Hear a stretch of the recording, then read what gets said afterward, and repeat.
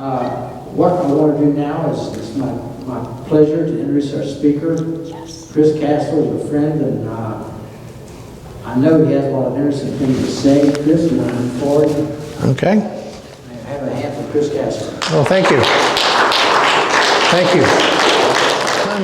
I'm going to talk to you a little bit about fake news and how the media manipulates minds, changes people's impressions of the truth, and also undermines our confidence. This is, I think, the subtle part of what's going on with all of this phony baloney stuff, is that it actually undermines our confidence and makes us doubt what we believe in and what we know to be true. So my guess is that cavemen exaggerated the numbers of animals that they drew on cave walls.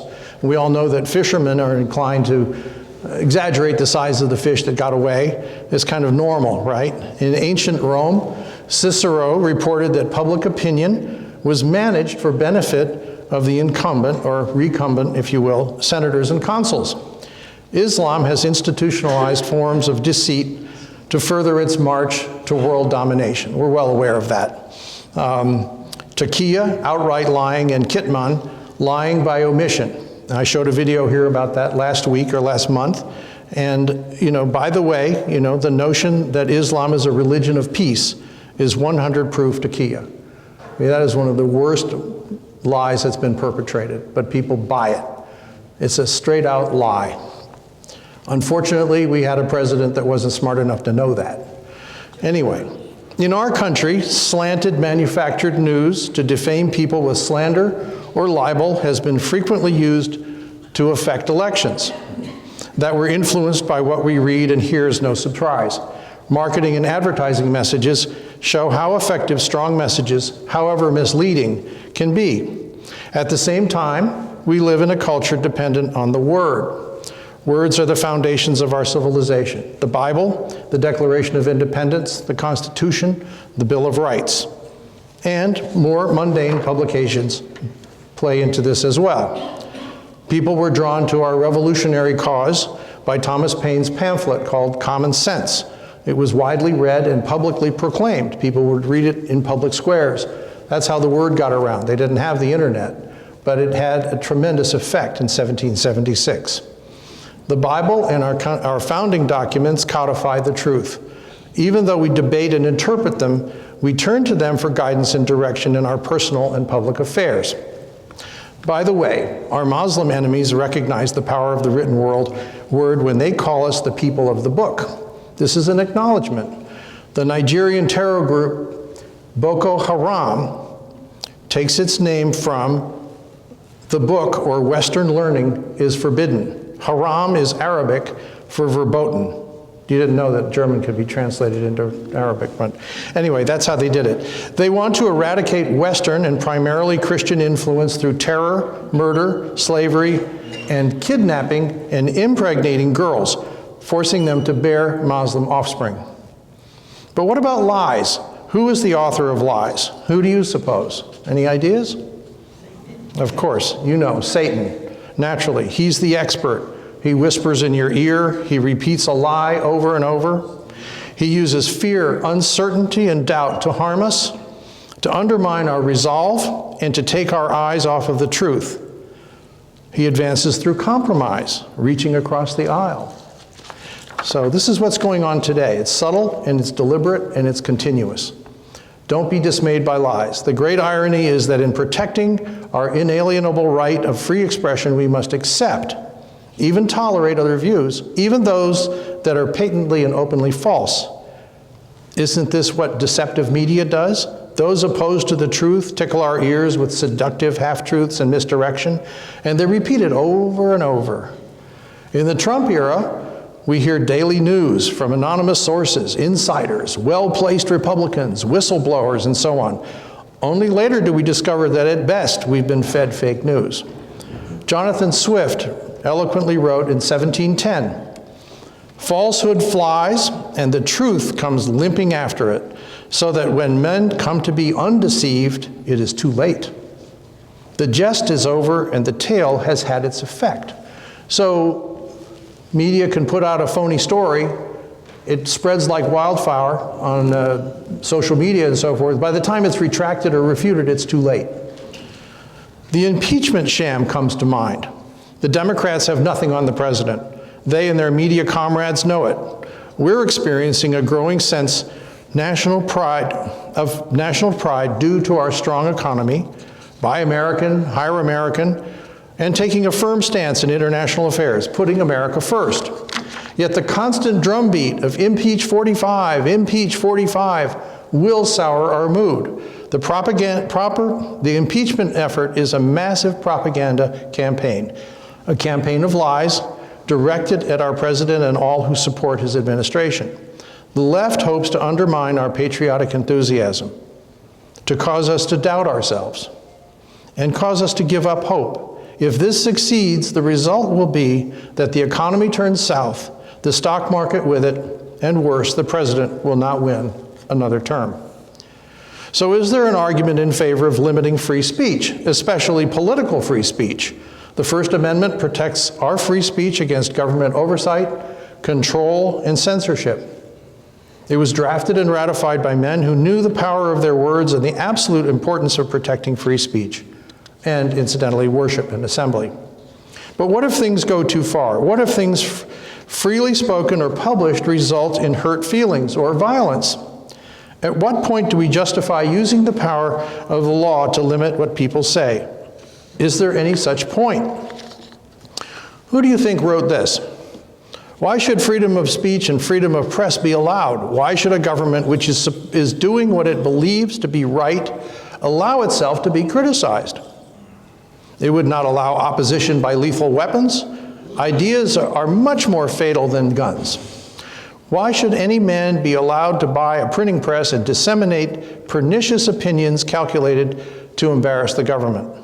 Free speech is a bourgeois prejudice. Who said it? Vladimir Lenin, founder of the Russian Communist Party, the Bolsheviks. Does that surprise you? Similar things have been said by Mao Zedong, Adolf Hitler, and so on and so forth, all the way down the line. Yellow journalism has been a fact of life in politics since the founding of our republic. The yellow press puts forth false or misleading news to increase circulation and sales, to harm an opponent, or to push an ideological position, or all three. Here are a couple of 19th century examples. Just so you know, this isn't a new phenomenon. In 1898, the USS Maine sank in Havana Harbor. American newspapers, to boost circulation, claimed that the Spanish were responsible for the ship's destruction. The phrase, "Remember the Maine, to hell with Spain," became a rallying cry for action that accelerated the events leading up to the Spanish-American War. William Randolph Hearst was behind that. In 1884, "Ma, Ma, where's my pa?" was used to smear candidate Grover Cleveland. The slogan referred to the allegation that Cleveland had fathered an illegitimate child. Sounds like some of the things we've been hearing about our current president. In any case, Cleveland won anyway. We're familiar with this stuff today too, blatantly, blindly advanced by the media. How else can we characterize the global warming hysteria that seeks to generate fear based on unprovable nonsense? The world will end in X years if you don't limit your liberty today, right away, now. How about the falsehoods blatantly used to sell Obamacare? President Obama himself lied dozens of times about your right to keep your plan, your doctor. He repeated it so often people bought it. They only learned the truth when it was too late. While we're on the Obama gang, let's look at Ben Rhodes, a fiction writer with neither government nor military background nor real-world experience in politics or foreign policy. Rhodes created a fictional narrative, as they're known, to redirect American foreign policy to benefit Islamic Iran. Rhodes and his minions lied to Congress about the Iran agreement. They sold Iran's President Rouhani as a moderate. He is anything but. Rhodes was adept at misleading the public and our elected officials by feeding the media what Obama wanted us to hear.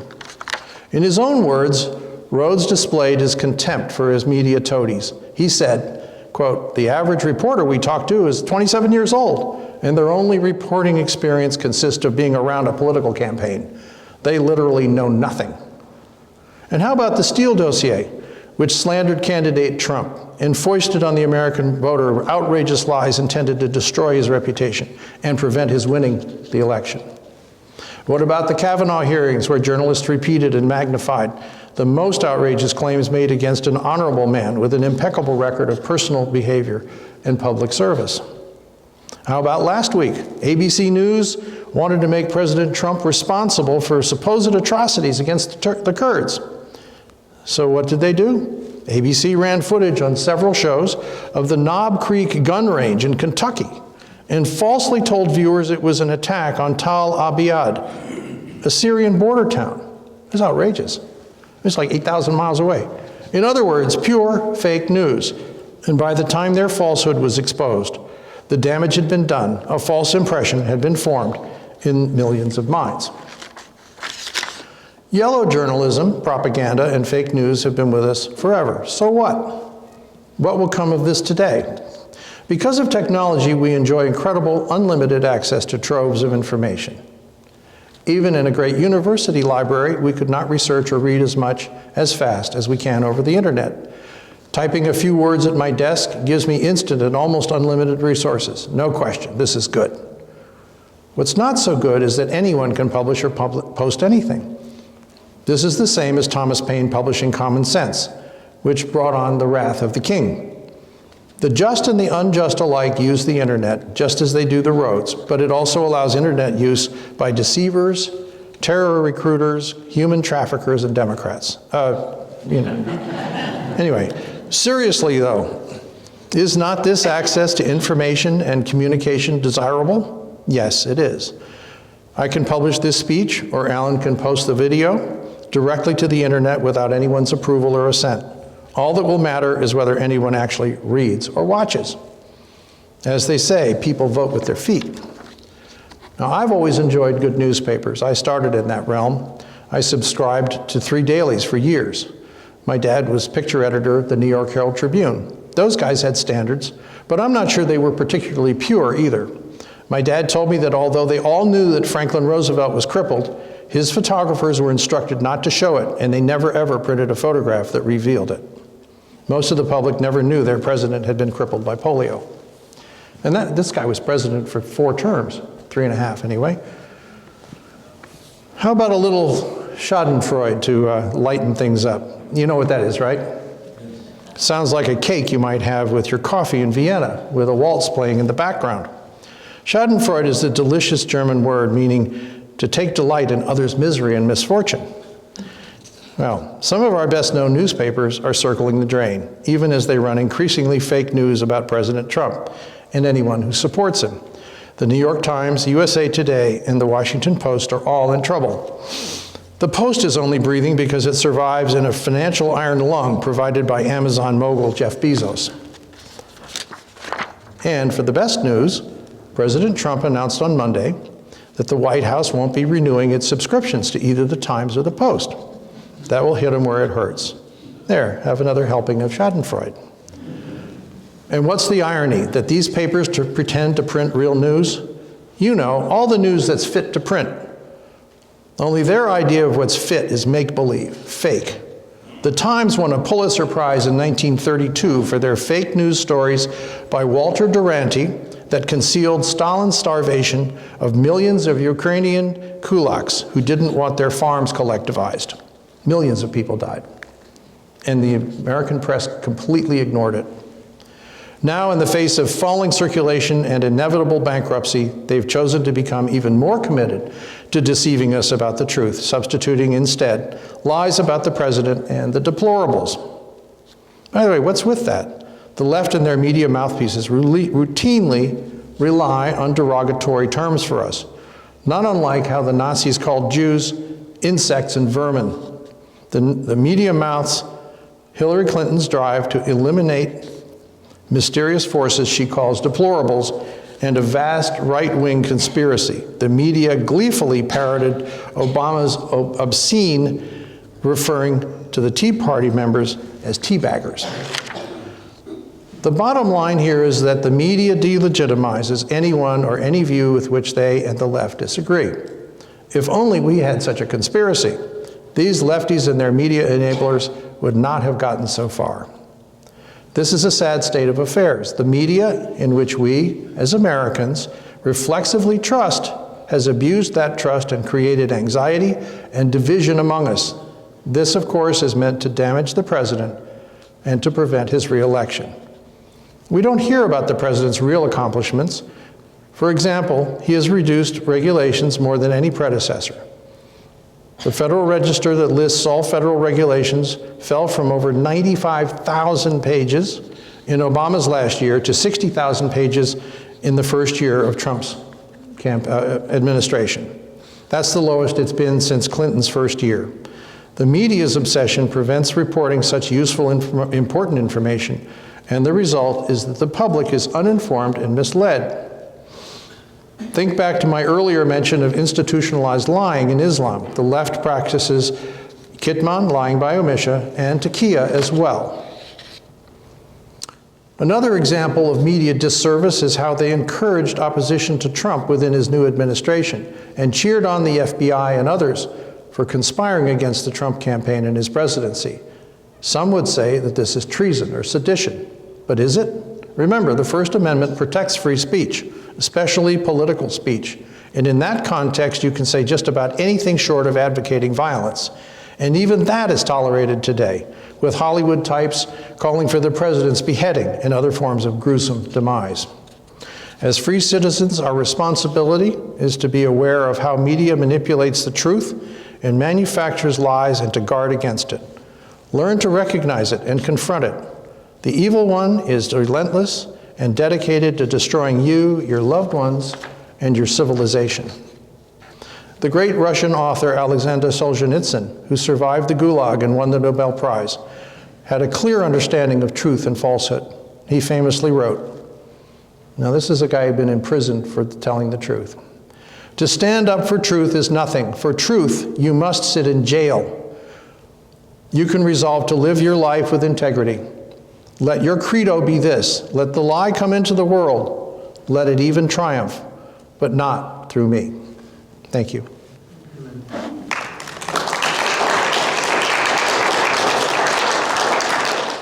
So you're asking why it's not generally acknowledged that the left's bias is a form of Marxist or totalitarianism thinking?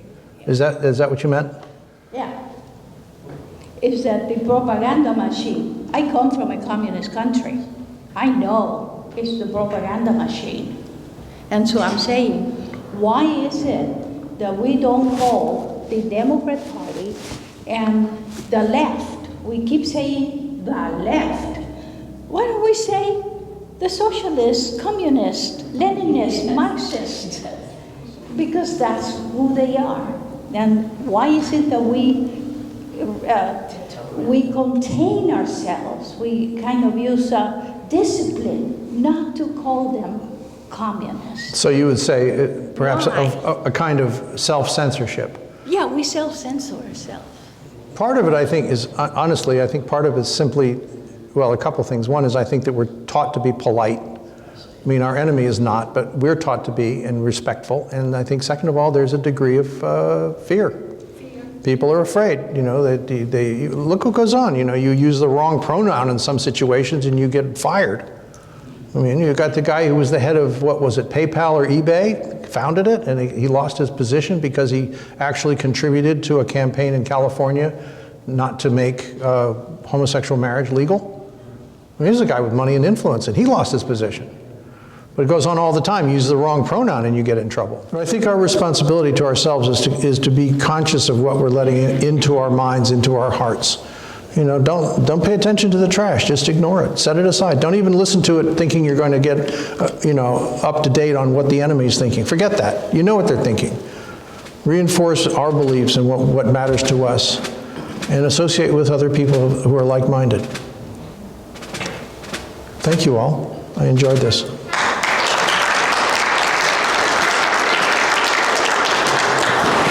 Pleasure. Thank you.